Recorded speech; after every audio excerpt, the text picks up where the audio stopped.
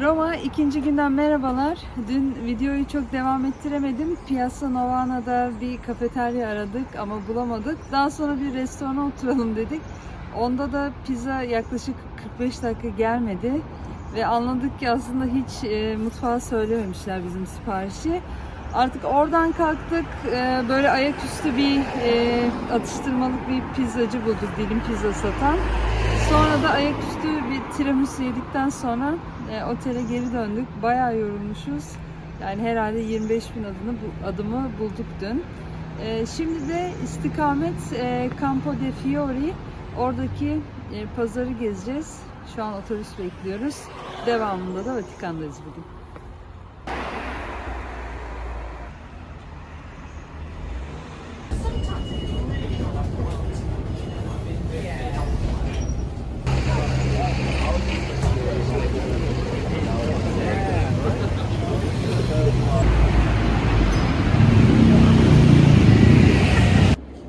Meydana giderken bu avluyu gördüm ve şimdi biraz buraya bakıyorum. Burada Leonardo da Vinci'nin eserlerinin, icatlarının yer aldığı bir müze var. Müze pazartesi günleri de açıkmış. Giriş ücreti 9 euro. Belki pazartesi günü buraya da gelebilirim.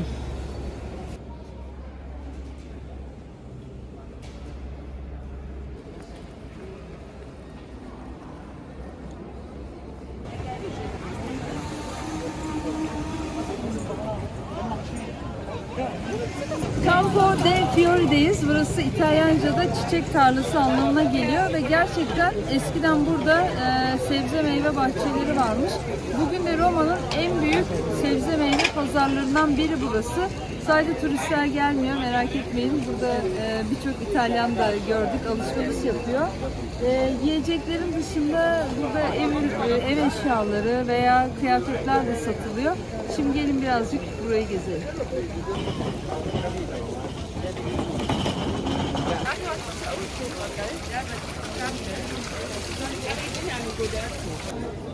Taze enginar.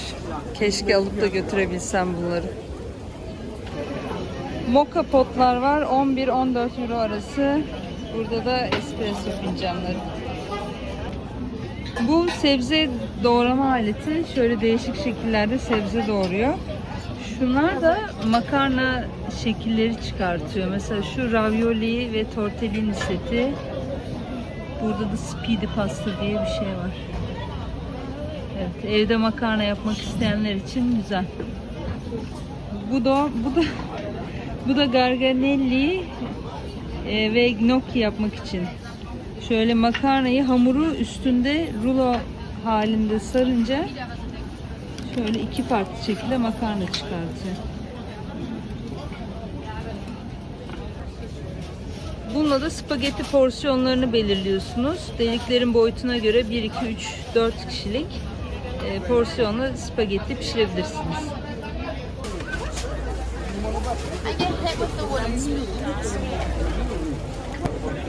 Zeytin ağacından yapılan ürünler, her şey var. Kase, merdane, altlık, çerezlik, ne ararsanız hepsi var burada.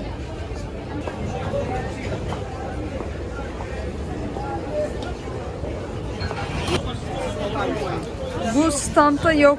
Çeşit çeşit marullar, kuru incir, çilek, mantar, kuru domates. Ne ararsanız var. Kabak ve çiçeği. Çok severim kabak çiçeği dolmasını. İtalya'ya arabayla gelmek lazım bir daha. Doldurup buradan sebzeleri Almanya'ya gidebilirim.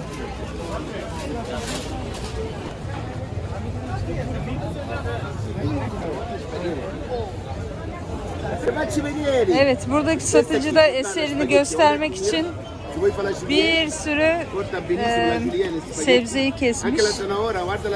Spagetti veya sebze kesmek için kullanılabiliyormuş.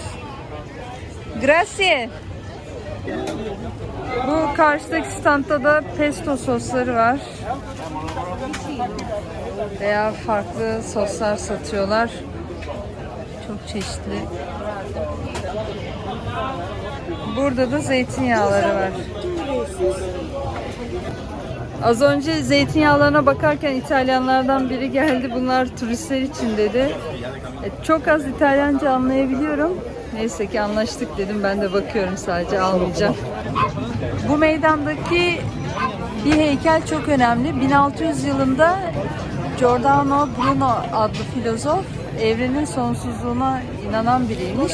Ancak kilise bunu kabul etmiyor ve Bruno'yu bu meydanda yakarak öldürüyor. Onun anısına burada bu heykel dikilmiş ve turistlerin de uğrak noktası.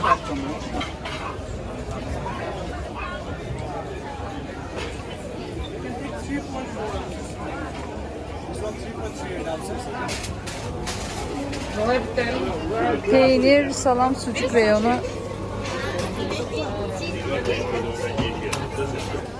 Ne kadar çok sos ve baharat ve zeytinyağı satan var.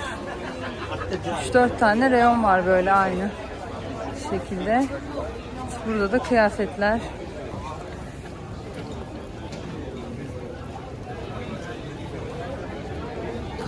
Şu sebzeleri biraz daha çekeyim, vallahi doyamadım bakmaya.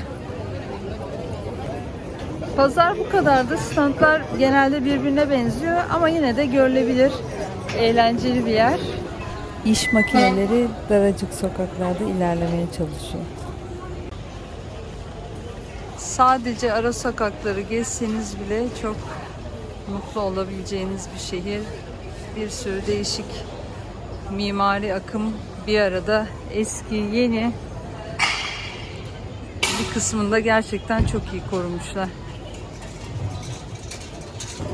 Roma'daki çeşmelerden su içilebiliyormuş. Şurada bir tane çeşme görüyorsunuz. Pazarın orada da vardı. Bunlar, hatta evdeki sulardan da bunların daha temiz olduğunu söylüyorlar. Çünkü daha temiz borulardan geliyormuş su.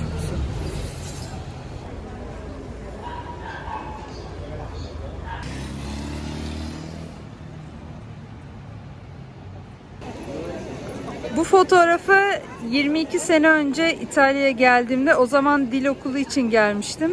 Floransa'da okuyordum. Ve Roma'ya günübirlik bir gezi yapmıştım. Bu fotoğrafı o zaman çektim. Bak, görüyor musunuz? Çok fazla bir kalabalık yok. Bir de şimdi bugüne bakalım. O zamandan bu zamana turist sayısı epey artmış. Vatikan Müzesi'ni ve Aziz Petrus Kilisesi'ni çektiğim bölümleri ayrı bir video olarak yayınlamaya karar verdim. Çünkü bu video çok uzun olacaktı. Onu da önümüzdeki hafta izleyebilirsiniz. Şu an adını söylemekten imtina ettiğim Via della Conciliazione caddesinden, yani Aziz Petrus Bazilikası'ndan aşağıya doğru inen caddeden yürüyoruz. Tabii ki akşam yemeği için hiçbir yerde rezervasyonumuz yok. Cumartesi akşamı olmasına rağmen şansımıza birkaç restoran bulduk rezervasyon yapabileceğimiz. Bazıları tamamen doluymuş. Şimdi birazcık yürüyüp restorana geçeceğiz. Orası bir Roma restoranı, yani yerel Roma mutfağının olduğu bir restoran. Bakalım farklı olarak neler deneyeceğiz.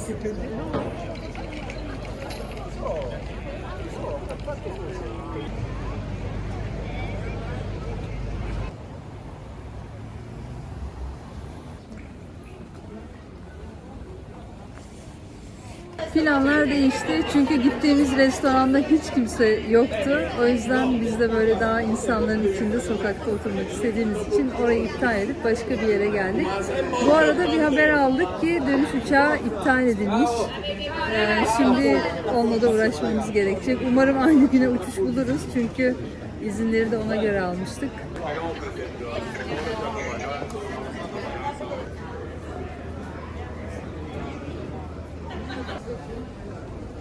Evet, artık her şey duyuldu.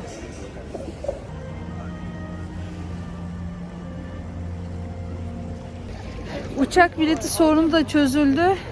Şimdi Frankfurt'a uçacağız pazartesi günü. Oradan da trenle Köln'e geçeceğiz. Umarım o uçuş da iptal olmaz, bakalım. Roma'yı gece gezmekte başka güzel Şehri ikiye bölen Tiber Nehri'nin kenarındaki Castel San Gelo'ya geldik. Burası meleklerin kalesi anlamına geliyor İtalyanca'da. Kale Roma İmparatoru Hadrianus tarafından yaptırılmış. Milattan sonra 2. yüzyıl civarları. Orta Çağ'da kale olarak kullanılmış. Papalık döneminde bir dönem papalar burada yaşamış. Hatta buradan Vatikan'a gizli bir geçitin olduğu söyleniyor.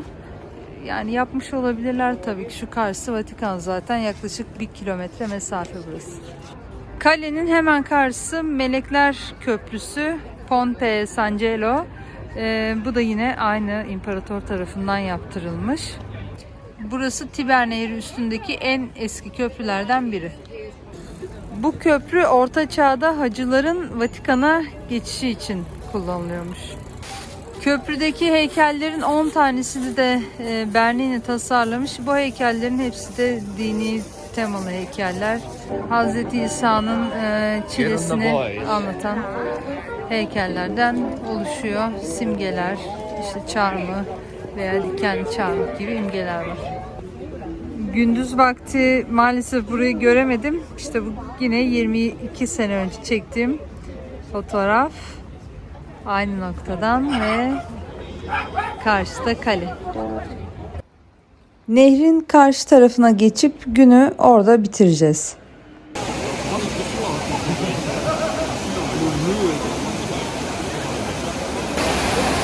Dün yakından göremediğimiz Trevi Çeşmesi'ne tekrar geldik. Şu an saat 10. Normalde 9'a kadar açık yazıyor ama her ne hikmetse açmışlar. Hiçbir güvenlik falan da yok. Sıra da yok. Böyle direkt gelip görülebiliyor. Trevi Çeşmesi aslında bir su kemerinin devamı olarak geçiliyor. Yani şehre temiz su sağlamak için. Hatta yapımı için bir yarışma açılmış. Mimarlar gelip işte projelerini göstermişler falan. En son bu eser seçiliyor. Ortada Poseidon. İki tarafında da bir dingin bir hırçın bir at var. O da dalgalı ve durgun denizi ifade ediyor. Trevi İtalyanca'da 3 yol demek. Çeşme de 3 yolun kesiştiği bir noktada. O yüzden adını buradan alıyor aslında. Önce ne direkt tuttum hatırlamıyorum ama şimdi güzel bir şeyler deneyeceğim.